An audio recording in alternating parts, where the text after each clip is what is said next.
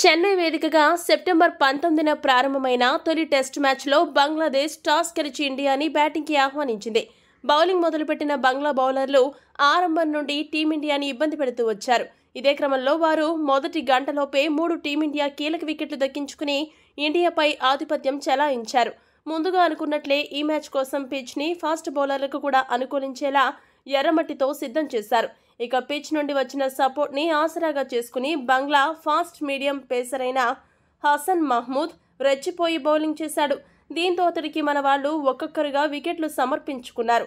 హసన్ మహ్మూద్ దెబ్బకి జట్టు స్కోర్ కేవలం 34 పరుగులకే 3 వికెట్లు కోల్పోయి రోహిత్ సేన కష్టాల్లో పడింది.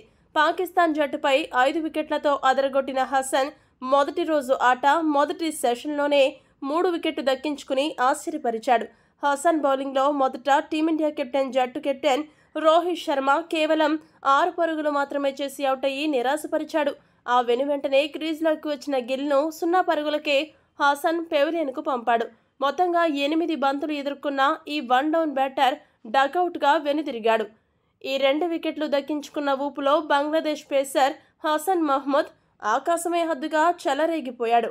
ఇదే క్రమంలో స్టార్ బ్యాటర్ విరాట్ కోహ్లీని 6 పరుగులకే అవుట్ చేసి అతడి వికెట్ను కూడా తన ఖాతాలో వేసుకున్నాడు. ఇప్పటికే రోహిత్, గిల్ వికెట్లు పడగొట్టిన అతడు కోహ్లీ రూపంలో మరో కీలక బ్యాటర్ను అవుట్ చేసి ఇండియాకి షాక్ ఇచ్చాడు. ముఖ్యంగా గిల్, కోహ్లీ అనవసరమైన షాట్స్ ఆడి అవుట్ అవ్వడం అభిమానులను నిరాశపరిచింది. అయితే టీమిండియా కష్టాల్లో ఉన్నప్పుడు క్రీజ్లోకి వచ్చిన రిషబ్ పంత్ చక్కగా జైస్వాల్తో కలిసి మంచి ఇన్నింగ్స్ నిర్మిస్తూ మరో వికెట్ పడకుండా అడ్డుగోడలా నిలబడ్డాడు. ఈ ఇద్దరు లెఫ్ట్ హ్యాండ్ బ్యాటర్లు బంగ్లా బౌలర్ల జోష్కి అడ్డుకట్ట వేసి మంచి భాగస్వామ్యాన్ని నిర్మిస్తూ దూసుకు వెళుతున్నారు. లంచ్ సెషన్ సమయానికి పంత్ 33 పరుగులతో, జైస్వాల్ 37 పరుగులతో క్రీజులో ఉన్నారు.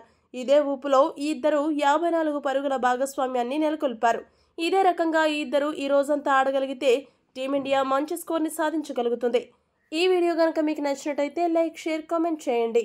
మరిన్ని స్పోర్ట్స్ అప్డేట్స్ కోసం మా ఛానల్ సబ్స్క్రైబ్ చేసుకోండి.